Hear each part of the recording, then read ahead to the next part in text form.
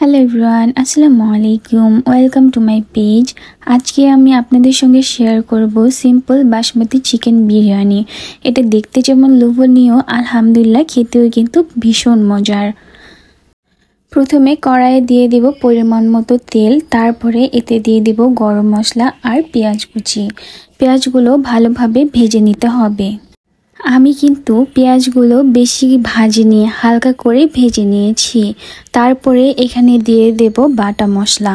বাটা মশলা দিয়ে পেঁয়াজের সঙ্গে ভালোভাবে ভেজে নেব, যাতে মশলার গন্ধটা চলে যায়।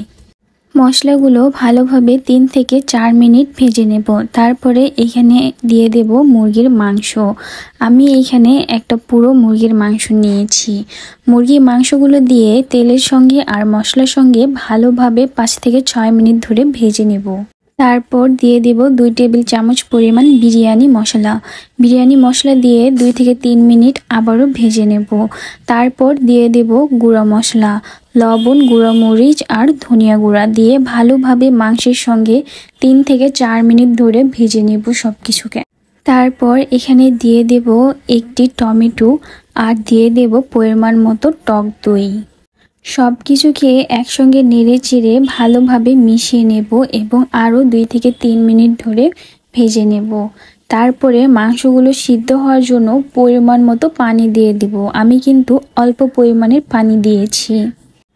এখন এটাকে ঢাকা দিয়ে সিদ্ধ হওয়া পর্যন্ত রান্না করে নেব। ঢাকা দেওয়ার পর মাঝে মাঝে ঢাকনা উঠে নেড়ে দিতে হবে, যাতে নিচে না লেগে যায়। পানি যখন শুকিয়ে আসবে তখন আমি দিয়ে দেব এখানে 3 থেকে 4টা কাঁচামরিচ দিয়ে ভালোভাবে নেড়ে চেড়ে আবারও ঢাকা দিয়ে রান্না করে নেব।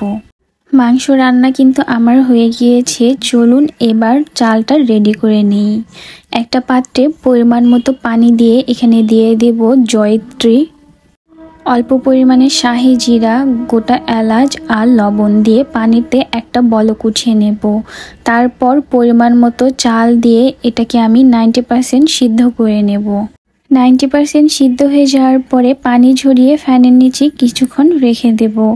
তারপর চলে আসি বিরিয়ানি প্রসেসিংয়ে।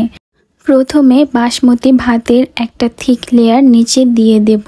তারপরে এর উপর দিয়ে দেব রান্না করে রাখা মুরগির মাংস। মুরগির মাংসের উপর আবারও একটা ভাতের লেয়ার দিয়ে দেব। তারপর এর উপর দিয়ে দেব 2 টেবিল চামচ পরিমাণের ঘি। ঘি দিয়ে ঢাকনা দিয়ে ঢেকে দেব।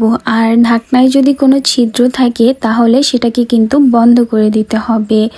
তারপর একদম লো হিটে 7 মিনিট ধরে আমি রান্না করে নিয়েছি। দেখতেই পাচ্ছেন আমাদের বিরিয়ানিটি কিন্তু একদম রেডি হয়ে গিয়েছে। তৈরি হয়ে গেল সিম্পল বাসমতি চিকেন বিরিয়ানি। এটা কিন্তু খেতে দারুণ মজার। আপনারা যদি আমার রেসিপিটি ফলো করে রান্না করতে পারেন তাহলে কিন্তু অনেক বেশি মজার হবে।